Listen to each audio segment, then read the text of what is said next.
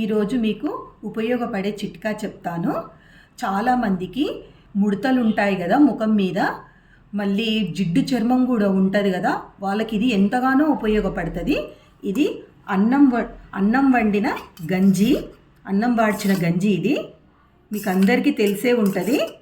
అన్నం వాడ్చిన గంజి ఇది బియ్యపు పిండి, ఒక నిమ్మ చెక్క.